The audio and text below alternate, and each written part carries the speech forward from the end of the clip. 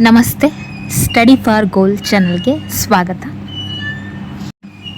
ಹೊಸ ನೋಟಿಫಿಕೇಷನ್ ಆಗಿದೆ. ಇದನ್ನು ಹೇಳಬೇಕು ಅಂತಂದರೆ ನನಗೆ ಖುಷಿನೇ ಆಗ್ತಾ ಇಲ್ಲ.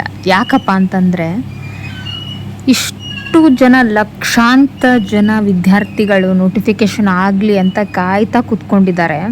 ಬಟ್ ನೋಟಿಫಿಕೇಷನ್ ಏನೋ ಆಯಿತು, ಆದರೆ ಯಾಕೆ ಏನು ಪ್ರಯೋಜನ ಬಂತು? ಕೇವಲ 6 ಪೋಸ್ಟ್ ಮಾತ್ರ. ಯಾವುದಕ್ಕೆ? FD STಗೆ ಕರೆದಿದ್ದಾರೆ. ಕೇವಲ 6 ಪೋಸ್ಟ್ ಮಾತ್ರ. ಇದಕ್ಕೇನು ಖುಷಿ ಪಡಬೇಕಾ ಅಥವಾ ದುಃಖ ಪಡಬೇಕಾ ಅಥವಾ ಸಿಟ್ಟು ಬರ್ಸ್ಕೊಳ್ಬೇಕಾ, ಏನು ಮಾಡಬೇಕು ಅಂತ ನನಗೇ ಶಾಕ್ ಆಗಿದೆ. ಈ ನ್ಯೂಸ್ ಕೇಳಿ ನಿಮಗೆ ಹೇಗೆ ನಾನು ಹೇಳಲಿ ಅಂತ ನನಗೆ ಗೊತ್ತಾಗ್ತಾ ಇಲ್ಲ. ನೋಟಿಫಿಕೇಷನ್ ಮಾಡೋದೇನೋ ಮಾಡಿದ್ರಿ, ಆದರೆ ಅಟ್ಲೀಸ್ಟ್ ಕೈ ಬೆರಳಲ್ಲಿ 10 ಬೆರಳಿದಾವಲ್ವ, ಅಟ್ಲೀಸ್ಟ್ ಎಣಿಸೋ ಹಾಗಾದರೂ ಇರಬೇಕಲ್ವ. ಒಂದು 10 ಇದಾವೆ ಪೋಸ್ಟ್ ಅಂತ ಹೇಳಿಕ್ಕಾದರೂ ಬೇಕಲ್ವ. ಏನಿದು ಕೇವಲ 6 ಪೋಸ್ಟ್? ಯಾರು ಅಪ್ಲೈ ಮಾಡಬೇಕು, ಏನು ಕತೆ? ಆದರೂ ಹೇಳ್ತೀನಿ ನೋಡಿ. FD STA ನೋಟಿಫಿಕೇಷನ್ ಆಗಿದೆ. ಅದಕ್ಕೆ ಡಾಕ್ಯುಮೆಂಟ್ಸ್ ಏನು, ಹೇಗೆ ಅರ್ಜಿ ಹಾಕಬೇಕು ಅನ್ನೋದನ್ನು ಈ ವಿಡಿಯೋದಲ್ಲಿ ಹೇಳ್ತೀನಿ, ಕೇಳ್ತಾ ಹೋಗಿ. ನೋಡಿ, ಹುದ್ದೆಗಳ ವಿವರ.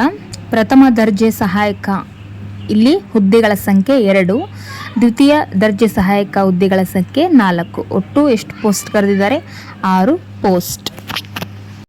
ವಯೋಮಿತಿ ಏನಾಗಿರಬೇಕು ಅಂತಂದರೆ, ಸಾಮಾನ್ಯ ಅರ್ಹತೆ ಅಭ್ಯರ್ಥಿಗಳಿಗೆ 40 ವರ್ಷಗಳು, ಪ್ರವರ್ಗ 2 2A 2B 3A ಮತ್ತು 3B ಅಭ್ಯರ್ಥಿಗಳಿಗೆ 43 ವರ್ಷ ಇರಬೇಕು, ವಯೋಮಿತಿ ಇರಬೇಕು. ನೆಕ್ಸ್ಟ್ ಪರಿಶಿಷ್ಟ ಜಾತಿ ಪರಿಶಿಷ್ಟ ಪಂಗಡ ಪ್ರವರ್ಗ 1 ಅಭ್ಯರ್ಥಿಗಳಿಗೆ 45 ವರ್ಷಗಳು.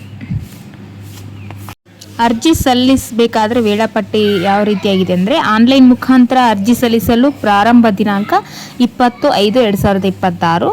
ಆನ್ಲೈನ್ ಮುಖಾಂತರ ಅರ್ಜಿ ಸಲ್ಲಿಸಲು ಕೊನೆಯ ದಿನಾಂಕ 3/6/2026.